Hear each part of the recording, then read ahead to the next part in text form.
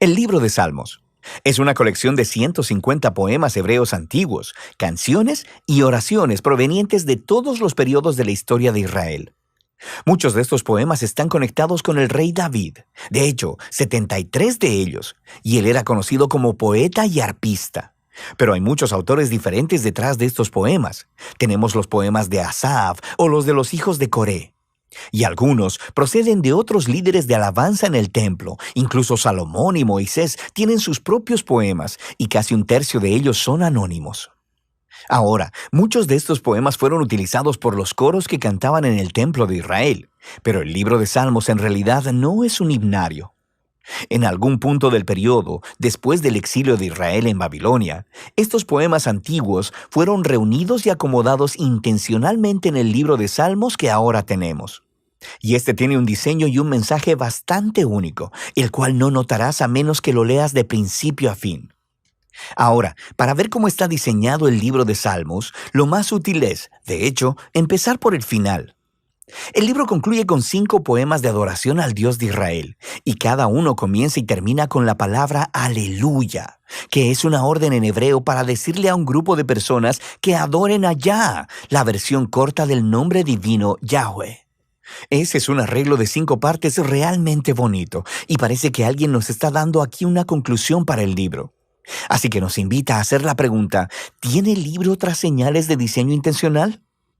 Si prestas atención a los títulos de los poemas, notarás que en 5 lugares los traductores de tu Biblia pusieron los títulos Libro 1, Libro 2, Libro 3, 4 y 5 en varios puntos. Y estos dividen el libro de Salmos en 5 grandes secciones.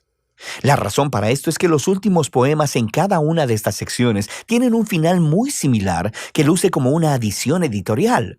Se lee algo como, bendito sea el Señor, el Dios de Israel, por los siglos de los siglos. Amén y amén.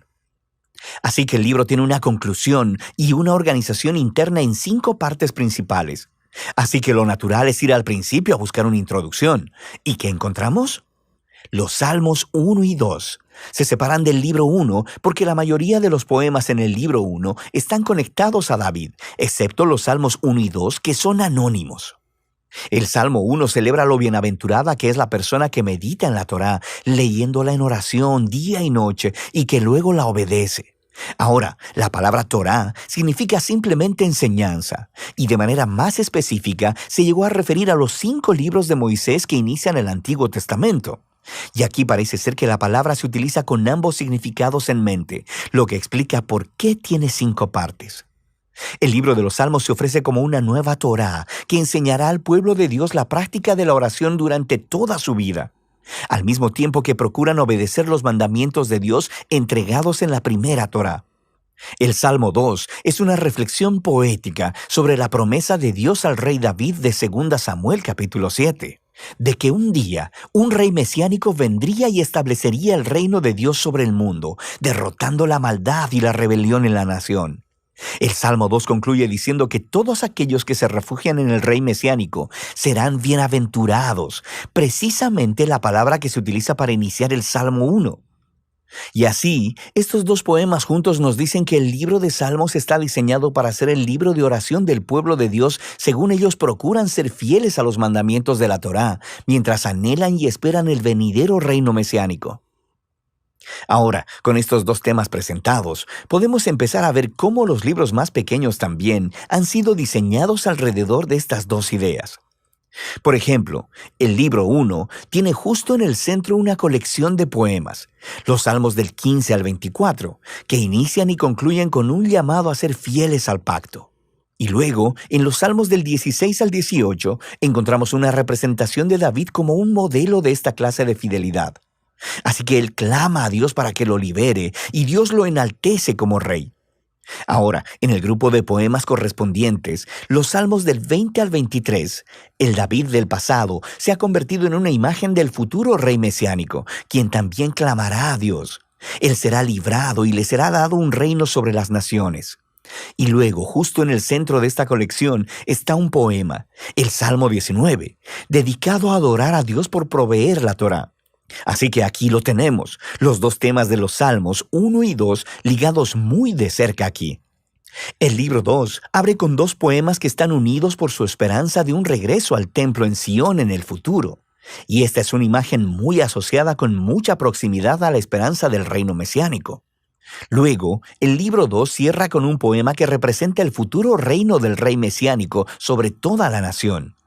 Este poema es realmente asombroso porque hace eco de todos estos otros pasajes de los profetas acerca del reino mesiánico. Y concluye diciendo que este rey traerá el cumplimiento de la antigua promesa de Dios a Abraham sobre traer bendición de Dios a todas las naciones. El libro 3 también concluye con un poema que reflexiona sobre la promesa de Dios a David, pero esta vez a la luz del exilio de Israel. Así que el poeta recuerda cómo Dios dijo que nunca abandonaría al linaje de David, pero ahora está observando la rebelión de Israel, su resultado, la destrucción, el exilio y la decadencia del linaje de David. Así que el poeta termina pidiéndole a Dios que nunca olvide su promesa a David. El libro 4 está diseñado a responder a esta crisis del exilio.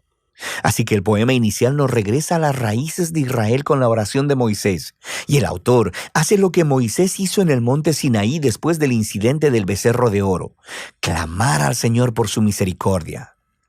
El centro del libro 4 está dominado por un grupo de poemas que anuncian que el Señor, el Dios de Israel, gobierna como el verdadero Rey del mundo, y que toda la creación, los árboles, las montañas y los ríos son convocados para celebrar ese día futuro en el que Dios traerá su justicia y su reino sobre todo el mundo.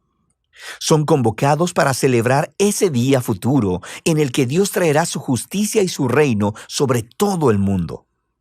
El libro 5 abre con una serie de poemas que afirman que Dios escucha el clamor de su pueblo y que un día enviará a su futuro rey para derrotar la maldad y traer el reino de Dios.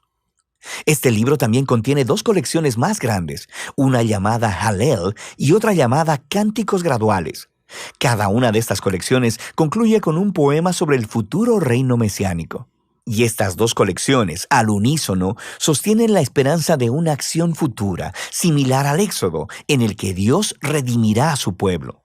Y luego, justo en medio de ellos, está el Salmo 119, el poema más largo del libro. Es un poema alfabético. Cada línea comienza con una nueva letra del alfabeto hebreo y explora el maravilloso regalo de la Torá como la palabra de Dios para su pueblo. Así que aquí lo tenemos. Los temas del Salmo 1 y 2, Torá y Mesías, combinados juntos en el libro 5, lo que nos lleva de vuelta a esa conclusión de los 5 poemas. En el poema central, el Salmo 148, toda la creación es convocada para adorar al Dios de Israel, porque, citando textualmente, Él ha exaltado un cuerno para su pueblo. El cuerno es una metáfora de un cuerno de toro levantado en señal de victoria. Y esta imagen hace eco de la misma imagen usada en el cántico de Ana en Samuel capítulo 1, pero también al Salmo 132. El cuerno es un símbolo del futuro rey mesiánico y de su victoria sobre el mal, y es una conclusión apropiada para este asombroso libro. Ahora, aquí hay otra cosa que probablemente pasarás de largo si no lees el libro en orden. Hay muchas clases de poemas diferentes en el libro de Salmos, pero todos, básicamente, caen en dos grandes categorías: poemas de lamento o de alabanza. Los poemas de lamento expresan dolor, confusión y enojo acerca de lo horrible que es el mundo y lo horrible que son las cosas que le están sucediendo al poeta. Así que estos poemas llaman la atención a lo que está mal en el mundo y le piden a Dios que haga algo al respecto. Hay muchos de estos en el libro, lo que nos dice algo importante, que el lamento es una respuesta apropiada a la maldad que vemos en nuestro mundo. Pero lo que notarás es que los poemas de lamento predominan en la primera parte del libro, en los libros del 1 al 3, pero pon atención, porque en ocasiones también encontrarás salmos de alabanza. Los poemas de alabanza son poemas de gozo y celebración y llaman la atención a lo que es bueno en el mundo y recuentan las historias de lo que Dios ha hecho en nuestras vidas y agradeciéndole por ello. En los libros 4 y 5 notarás que los poemas de alabanza son más que los poemas de lamento, y todo culmina en esa conclusión de aleluyas en 5 partes. Este cambio de lamento a alabanza es profundo y nos dice algo acerca de la naturaleza de la oración, mientras esperamos por el rey mesiánico como el libro nos enseña a hacer. Esto creará tensión para nosotros mientras miramos el trágico estado de nuestro mundo y de nuestras vidas. Así que los salmos nos enseñan a no ignorar el dolor de nuestras vidas, pero también, al mismo tiempo, que la fe bíblica mira hacia adelante, mirando a la promesa del futuro reino mesiánico de Dios. Así que, Torá y Mesías, lamento y alabanza, fe y esperanza. De eso trata el libro de Salmos.